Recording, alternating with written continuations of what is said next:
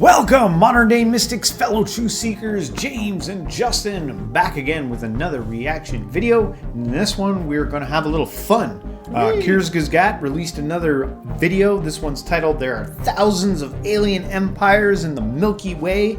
So we'll see if there's any types of spiritual implications that come out of something like this. Looks like an interesting video, so let's take a look.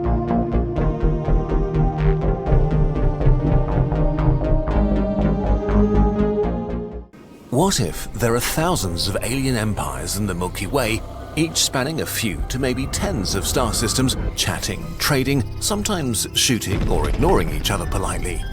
And if so, why is nobody visiting us?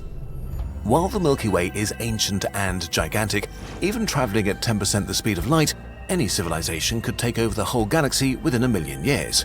But we haven't seen anybody yet. So it seems we're alone in the Milky Way. But this idea is built on a lot of assumptions. Usually, when scientists speculate where all the alien civilizations are, they assume technology will progress to a point where colonizing all of space becomes kind of easy. But what if we're thinking about this the wrong way? What if the universe is full of life, but no matter how technologically advanced you are, space is never easy? What if aliens slowly crawl through space, expanding like humans did over the ocean? Let's look at the only data point we have: ourselves. The available real estate in the galaxy. Oceania is a region with tens of thousands of islands scattered across millions of square kilometers, separated by an unforgiving, deadly sea. Kind of like a galaxy. Some 5,000 years ago, the first people set out to colonize Oceania. Especially the Polynesians achieved mind-blowing feats. Without any modern technology, they set out into the vast nothingness, hoping to find a new island to claim or, die far from home. But most of the Pacific Islands are merely a few wet rocks or corals, maybe some palm trees, and if you're lucky, birds making a pit stop. Others with more vegetation are often hostile, lacking the resources to really sustain a lot of people, and remain uninhabited even today. And then there are the good islands. The Polynesians colonized them, spreading their culture and society to dozens of remote islands of all sizes. Some united in kingdoms spanning many islands, others were independent, many home to competing and belligerent tribes. And although thousands of kilometers apart, even the most remote islands were connected with at least some trade and exchange. A microcosm of humanity. But it didn't always work out. The extremely isolated Pitcairn Islands were settled for hundreds of years and relied on trade with each other and bigger islands hundreds of kilometers away. And then the local population vanished. We don't know why. Maybe because the islanders did the human thing and ravaged the natural resources until they became unsustainable. Maybe the decline on distant bigger islands severed important connections. We only know their culture declined and they left or died out. What if space is an ocean to us? A hostile place that's hard to conquer? Would alien civilizations spread like the Polynesians? The universe is kind of a horrible place. The Milky Way has around 200 billion star systems, and it seems that almost all of them have planets. Estimates vary, but there may be some 300 million to tens of billions of rocky Earth-like planets in the habitable zone around a star where water can be liquid. Amazing. Except that most of them are terrible. Hells of lava, dead frozen worlds, bare rocks sterile from radiation, blanked by toxic atmospheres.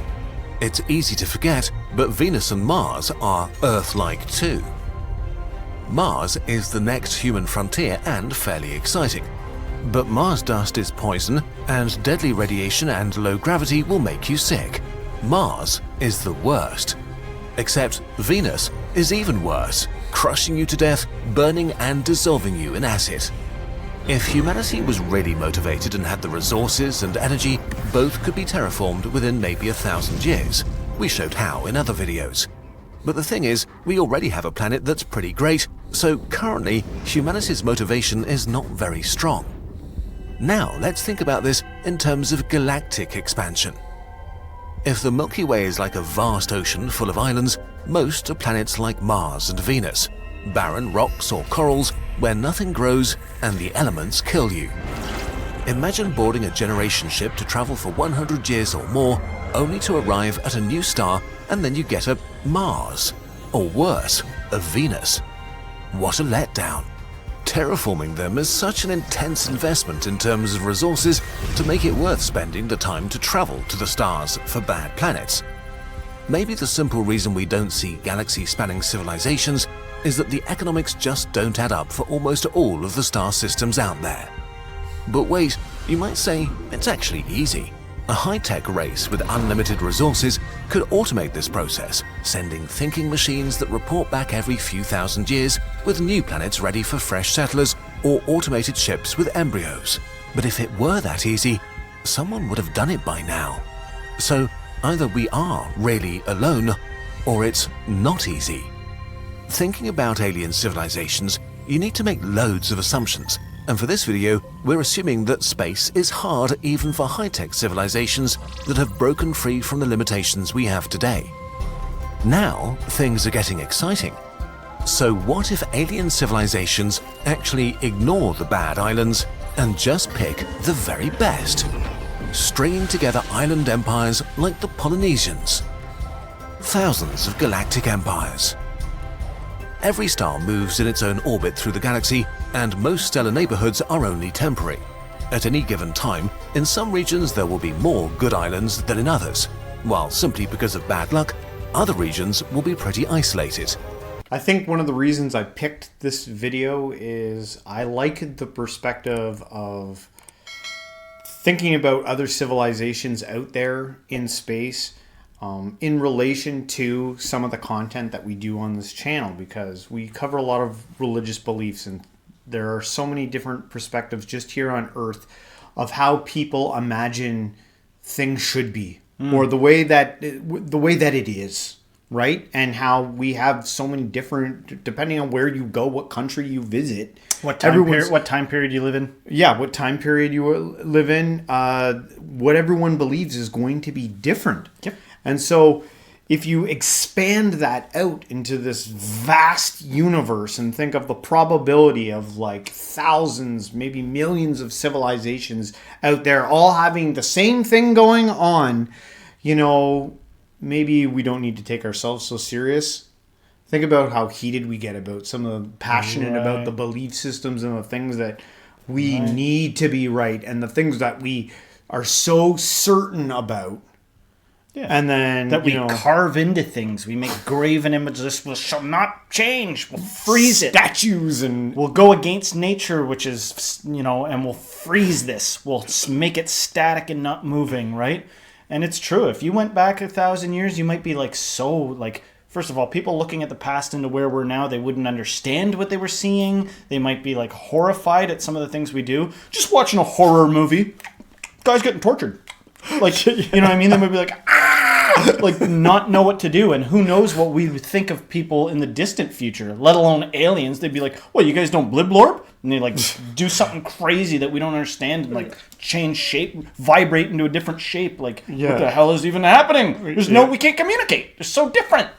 You know, like a real alien might be so damn different with way different, like a deeper perspective of spirituality. Like, you guys haven't figured this out yet? Yeah. That this is like a dream sequence or something? Yeah, just think about the idea of different senses. We have limited senses that we use to like interpret our surroundings. Right. But like there's like who's to say there isn't an infinite amount of other senses that we haven't even thought of. That things, alternate entities use to like, understand and make sense of everything. Think of some of the other creatures on this planet, like a chameleon, like the lizard that jumps onto a thing and makes its color match the color of what it's on. Do you know how to do that? Yeah. Do you know how to touch something and then become the same color at it, or use echolocation? Yeah. Think about the prejudice we show anyone who has a chemistry difference, a mental chemistry difference. We put you in a home. We're like, oh, you think you don't act exactly like the collective? Here, you go here. Here's one I've been toying with. You know how spiders have like what's called a compound eye? Like there's certain insects that have like a multitude of eyes. and they see the world and like can see in more directions than you can at once. Yeah. You can't conceive what it's like to have more than two eyes if you've got only ever seen through two eyes. Yeah. So I was like toying with this idea of through the metaverse or whatever, technology, what happens when we have compound minds? Like, I'm doing several things at once right now. I'm several things at once. Some of the different parts of me don't even agree on the same thing. Yeah. And I sense things in a more dimensional way. My mind went from a cube to like a multi-dimensional thing. That's how my mind is transformed. Yeah. Like we don't, for now we see through a glass darkly. Yeah. And one day things will illuminate. But you're right, this piques the interest. What are the possibilities? When you travel across the ocean, you're going across a flat two-dimensional plane to the next thing. Now you expand it in all different directions. Who the heck knows? Yeah. It's getting more complex. The funny thing is All the way up to infinity. With everything that we just said, guaranteed as someone who reads the comments, there'll be someone who will be like, this is the way it is. Oh, of course. Or the old good go ahead, you're an idiot. Yeah. You're an idiot. But anyway. But no, don't focus on that. Yeah. Focus on the good ones. We're having Thanks to fun. everybody for bearing with our thanks for all rants. the solid comments Hopefully you and like it. support. But anyway, let's continue on. Earth might currently be in one of these backwaters, surrounded by really bad islands for dozens of light years in all directions. We may be Pitcairn Island, so isolated that nobody knows we're here or cares to establish a colony so remote. But elsewhere in the Milky Way, good islands may be more common. There it would be relatively easy for a high-tech civilization to jump from one good star system to the next, creating connected empires. Strings of worlds, with all the adventure and challenges of expansion, even to really good planets. Do they need to animate dead worlds with oceans? How do they cope with alien microorganisms or strange ecosystems? Do they need to burn it all down and create a mirror of their home world, or do they adapt? How many centuries do they need to make a planet truly their home? Empires expanding. So that's an interesting thing, is in the depictions that we do in Star Trek and everything like that, it's always so close to something we can understand, like little drones going around. Yeah. And sometimes you've brought up some interesting things about like how radically different it could be. Like their method of using physics is different. Like they're ethereal to you. Yeah. You can't even perceive them, but they're there. Yeah. That's how different things could be. You know what I Yeah. mean? Like what if it's a swarm that you can't see, but nevertheless it has a hive? We've got ants. They have hive minds. What if these other things have hive minds, and so they exist in more than one dimension at a time? Yeah. Well, what if we biologically evolved into this state that purposefully doesn't allow us to be able to perceive other things out there because it would kill us if we saw it? Or whatever. Like, we don't know. Yeah. We don't know. But we're like, when we try to imagine Star Trek, they always have like a total bipedal humanoid body. Even speak English a lot of the time, and their agendas are similar to ours. It's either like conquering something or going for peace. It's like they don't even know what peace is, or it's not about that for them. Yeah. They feel something 5 million times more intense than love. Yeah. That like if they were to show you, you'd melt like the Ark of the Covenant. You know. It's funny that you brought up Star Trek because lately I've just gotten back into it, but we'll let this play out to the end, and then I'll share my insights about Star Trek and its relation to this at the end. In regions full of good islands would probably meet each other. Maybe they trade, maybe they fight, maybe they have coffee and chat about the meaning of it all. And just like some of the Polynesian islands, it's likely that many of these planets would be abandoned or for the empires to break apart for a number of reasons. First of all, most great neighborhoods would dissolve over time and connected islands would become remote. Then it just may be the nature of civilization to become unsustainable or self-destructive. Humanity is extremely young, and we've already flirted with extinction. There are numerous existential risks, cultural, technological, and environmental, that any civilization has to deal with. And smaller colonies on new planets would likely be less resilient than their home worlds and in bigger danger of dying out. Whenever this happens, this would leave a good island free again for others to rediscover and colonize. It's free real estate. Also, space is just a different ballpark. The enormous distances between stars make it hard to maintain a consistent civilization. Just think about how many cultures we have on Earth alone. Imagine if sending a message between continents took decades to arrive. Would colonies care what the home world wants from them if it can neither help nor really enforce its will on them? This also would make interstellar war, except the genocidal kind, completely uneconomic. Would you go to war with someone because their great-grandfather killed yours? At these distances, it's not like anyone could easily sneak up on each other anyway. And on a much more fundamental level, if island empires don't exchange relevant amounts of genetic information, if there are no hookups between worlds, sooner or later, these populations will develop in different directions and eventually become different species, making it less likely that they'll want to be under common rule. So the idea of enormously big, connected empires may just not be feasible if the galaxy is an ocean where good islands are few and far between. But this also means that new civilizations may pop up constantly, spread and partially or completely die out, even if just by splitting into different factions. Islands may be recolonized and abandoned over and over. What would this mean for us? We might think we're alone only because we're on an isolated island right now. But there could be thousands of worlds full of diverse civilizations elsewhere that we would eventually drift closer to. Does this make the Milky Way more scary or less scary? Is it a good thing that we'd have time to get our act together before we face anyone else? Or is it a great tragedy that we might not have the chance to meet our neighbors beyond for a long, long time? Well, we don't know, but it is something for you to ponder tonight when you look up at the sky again. Hopefully, humanity is still at the beginning, and we're learning a tiny bit more about the universe every day. One day, we might spot a good island, and, if we're lucky, many more close by. Well, I love these Kurzgesagt videos because I think they do a really good job of getting you to think outside of the box, and I love outside of the box thinking. I love new, wild ideas and potentialities of where we might be able to go. And I said that I'd mentioned Star Trek. I recently got back into Star Trek because I don't know why. It seems to like I'm really into sci-fi. I love space. I love planets. I'm a total nerd in that department. Nerd alert. But I love it because I feel like on some level we really want this to happen. Like it's the thing we're dreaming about, like a world where we, pursue the best of us. It's like, and then we try to, like, in whatever capacity we can, understand the reality, this infinite void out there filled with, these magical planets filled with beings in there, and like understand them and learn more about them, which teaches us more about ourselves, and we're just expanding and growing. And another thing I love about Star Trek is the fact that, like, they're all doing what they like to do. Everyone, like in Star Trek, everyone's task is like, this, I'm following my dreams. Right. Like, that's what I love about it. Is like everyone plays a part that they like enjoy. Yeah, they've arrived at a point where everybody has the means to pursue what they want, and competition's gone because there's no money in Star Trek. Yeah, it's all collaborative. There's spacefaring. Do you happen to remember the Prime Directive? Remember, there's a Prime Directive. Yeah, you don't mess with species that haven't advanced to warp drive yet.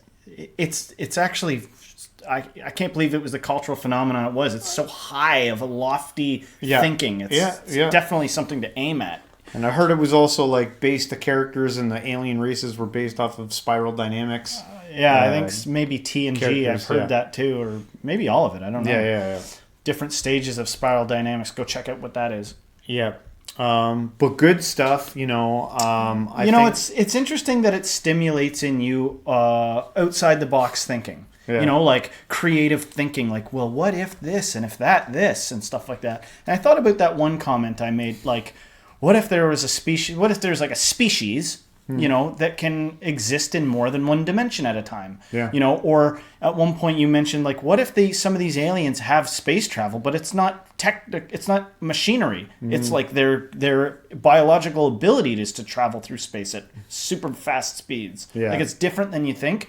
And I imagine it's amazing sometimes when you'll say something like that, like, we're doing free association for fun using our imagination. Somebody will be like, idiot. That's not how physics work. I'm like, I'm already saying reach beyond physics. Like, you understand science is limited, right? Like, come on. You understand that science is limited. You know, first you have to imagine something. Yeah. And then how many scientists early on were like, so many people were naysayers and like, guy's crazy, an idiot, stop them even from doing it. Yeah. Until they were like, I'm telling you, you can reach beyond. Yeah. And all the way to infinity.